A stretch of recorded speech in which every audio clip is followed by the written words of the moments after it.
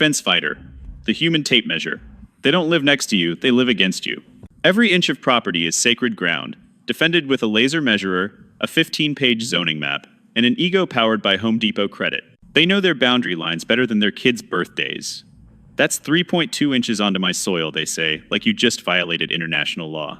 They spend Saturdays pacing the yard, recalibrating the fence like it's a NASA launch. Your tree branch leans over the line. They're emailing the HOA and CCing the county inspector before lunch. Your kid's ball rolls over? Expect it back with a citation taped to it. Every inch is personal. Every leaf is evidence.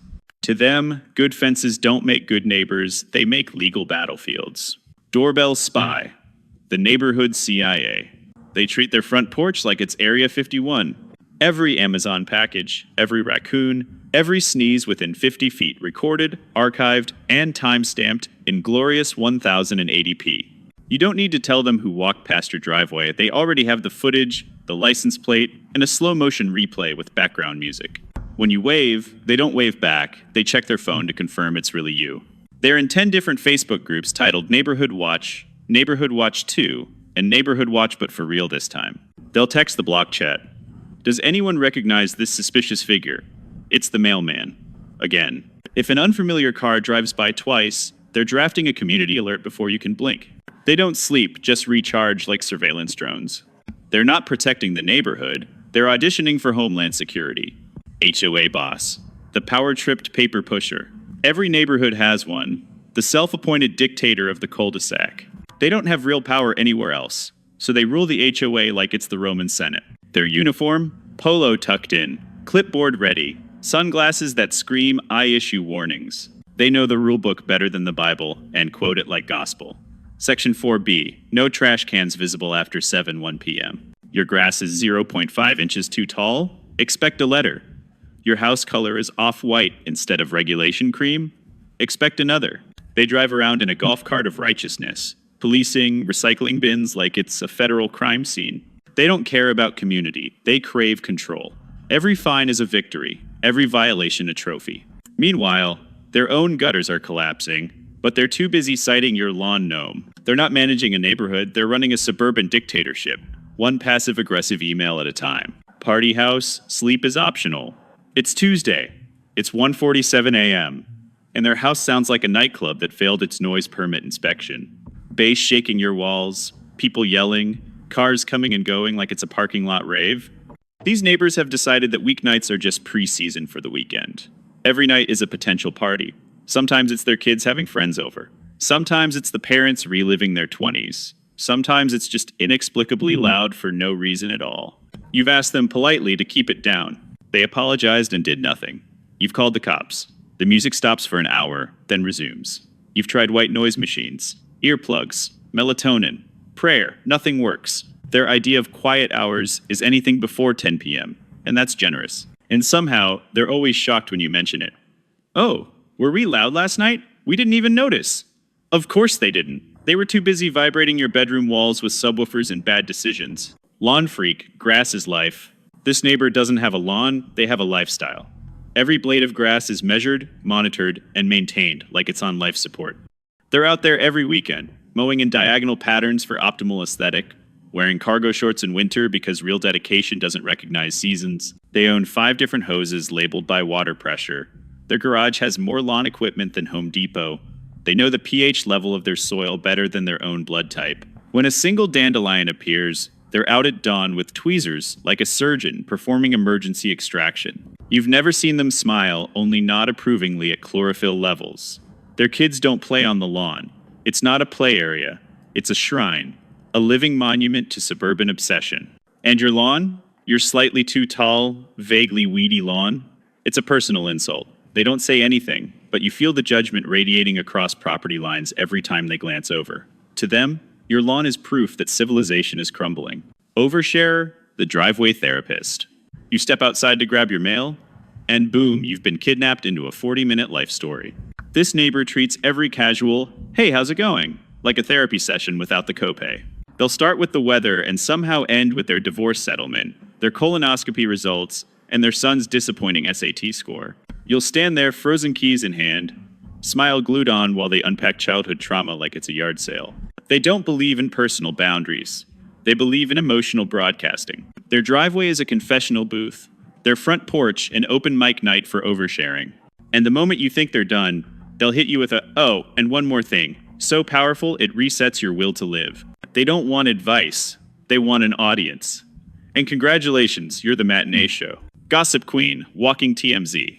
This neighbor knows everything. Who's getting divorced, who got fired, who's having an affair, and who's secretly struggling with money. They've somehow collected enough intel to write unauthorized biographies on everyone within 3 blocks. They're always outside, casually watering plants or checking the mail, but really they're gathering intelligence. Every conversation is a data mining operation. They ask innocent questions that are actually investigative journalism. Say anything to them, anything, and it's neighborhood news within the hour. Mentioned you're thinking about changing jobs? Everyone knows by dinner. Casual comment about your kids' grades? Now the whole book club is discussing it. They don't mean harm. They're just pathologically incapable of keeping information to themselves. The worst part? They're good at it. They remember details you forgot you mentioned. They connect dots you didn't know existed. They're basically Sherlock Holmes if Sherlock had nothing better to do than ruin your privacy one chat at a time. Ghost neighbor. Do they even exist? You know they live there because their car occasionally moves and mail disappears from the box. But you've never actually seen them. Not once. Not in months. Maybe years. Lights turn on at night. Trash goes out on schedule. The lawn gets mowed by invisible forces. It's like living next to a house operated by remote control or a very efficient ghost. Theories circulate. Witness protection. Night shift worker who sleeps all day. Extreme introvert. Vampire. Time traveler. The theories are endless because evidence is non-existent. Occasionally, you catch a shadow through the window and think, "Oh good, they're still alive." Part of you wonders if you should check on them. The other part respects the commitment to isolation. They've achieved what most people only dream of, complete neighborhood anonymity. You're almost jealous. Borrower. Your garage is theirs. "Hey, can I borrow your ladder? I'll bring it right back." Narrator. They did not bring it right back. In fact, your ladder now lives at their house, along with your drill, your jumper cables, and that cooler you lent them in 2019. These neighbors treat your garage like a free rental service. They need something, they knock. They never buy their own tools, because why would they? You've already bought them. Your property has become their storage unit. And when they finally return something months later, it's broken, empty, or somehow worse than when they took it. Your lawnmower comes back with an empty gas tank and a mysterious rattling sound. Your extension cord is now 2 extension cords held together with electrical tape and hope. You want to say no, but they're so friendly, so apologetic, so I'll definitely return it this time, that you cave. Every single time. At this point, they should be paying property tax on your shed. Garage guy, Sunday morning pit crew. It's 7 a.m. on Sunday. You're trying to sleep, and your neighbor's driveway sounds like a NASCAR garage having a nervous breakdown. Engines revving, metal clanging, power tools screaming, and him yelling profanity at inanimate objects. His driveway is a graveyard of half-fixed vehicles. Cars that haven't moved since the Obama administration, but somehow always have their hoods open. Oil stains have become permanent driveway features, geological layers documenting years of almost fixing it. He's out there every weekend, wrench in hand, muttering just one more bolt for the 5th consecutive year. He swears he's almost done. He's been almost done since 2017. His check engine light is a permanent lifestyle choice at this point. You've tried asking him to maybe start later. He acts offended. This is when I have time, so you've learned to schedule your entire weekend around his mechanical symphonies. Want peace and quiet? Not on his watch. Dog family, 6 a.m. alarm system. They swear their dog barely barks. Their dog is currently screaming like it's being attacked by invisible demons at 6 a.m. on Saturday. Every single Saturday and weekdays. And holidays. The dog has no off switch. The family stopped hearing it years ago. You haven't. Neither has anyone else on the block. The barking echoes across 3 zip codes. You can't tell if it's one dog or 17. The sound is constant, aggressive, and completely ignored by the owners. "He's just excited," they yell over the barking. Excited about what? Oxygen? The sun? Existing? The concept of sound itself? That dog barks at leaves, shadows, the mailman, other dogs, no dogs, everything, and nothing. You've mentioned it politely. They apologized and did nothing. You've hinted passive-aggressively. They smiled and did nothing. That dog's lung capacity could power a small city, and its owners are completely immune to the chaos they've unleashed on the neighborhood. Show off. Keeping up is their job. They don't have neighbors, they have rivals. Every purchase you make, they counter with something bigger, shinier, more expensive. You get a new car, they get two. You renovate your kitchen, they gut their entire house. You plant flowers, they hire a professional landscaping team. Their yard is immaculate, not because they enjoy it, but because yours can't be better. Their cars are always new, always pristine, always parked at an angle that screams, "Look at me." Their house isn't a home, it's a showroom. They'll casually mention their vacation to Europe while asking about your weekend camping trip. They'll compliment your lawnmower right before revealing they just bought a $4,000 commercial-grade riding mower for their quarter-acre lot. It's exhausting. You're not competing, but they are. Every conversation is a humble brag competition you didn't enter. They're not living life, they're performing it. And you're the audience they need to impress, whether you care or not. Kid chaos. Portable chaos. You hear them before you see them screaming, scooters scraping pavement, baseballs hitting everything except the designated target. Their yard isn't a yard, it's a daycare that exploded into the street. Every toy ever manufactured somehow lives in your driveway. Nerf darts in your bushes, chalk hieroglyphics on your sidewalk, a rogue basketball permanently lodged in your flower bed. The kids treat property lines like suggestions, and their parents stop caring around child number 3.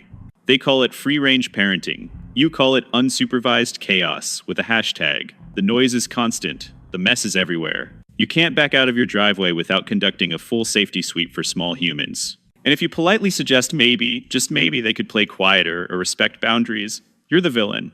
You're the neighbor who hates children. You don't. You just hate that their childhood is happening in your yard without permission. Porch watcher, all-seeing oracle. This neighbor sits outside all day with lemonade, a rocking chair, and the accumulated knowledge of everyone's business.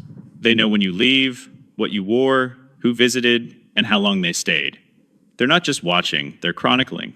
They wave at everyone but trust no one. They remember everything. You try to claim you were home all day, they saw you leave at 2:17 a.m. You say you didn't have guests? They counted 3 cars.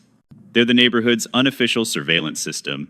Except instead of cameras, it's just them always there, always watching, always remembering. They've got more intel than the CIA and fewer privacy regulations. You can't escape them. They're always on that porch, bearing witness to your entire existence, one rocking chair creak at a time. Good neighbors. Actually normal people. Against all odds, these neighbors are pleasant. They wave, they mind their business. They don't blast music, don't gossip, don't measure your grass, and don't steal your tools. They're respectful, friendly, without being invasive, and somehow drama-free. When they borrow something, they return it. When they have a party, it ends at a reasonable hour. When you need help, they're there, but they don't overstay. They're so rare, you almost don't believe they're real. But they are. They're proof that normal, considerate neighbors exist. You just got incredibly lucky. Don't take them for granted, because statistically, you're surrounded by at least 3 nightmare neighbors. And these unicorns are the only thing keeping you sane. Drop a comment and tell me which neighbor you've got. The fence fighter, the HOA boss, garage guy? Be honest, we're all thinking of the same one.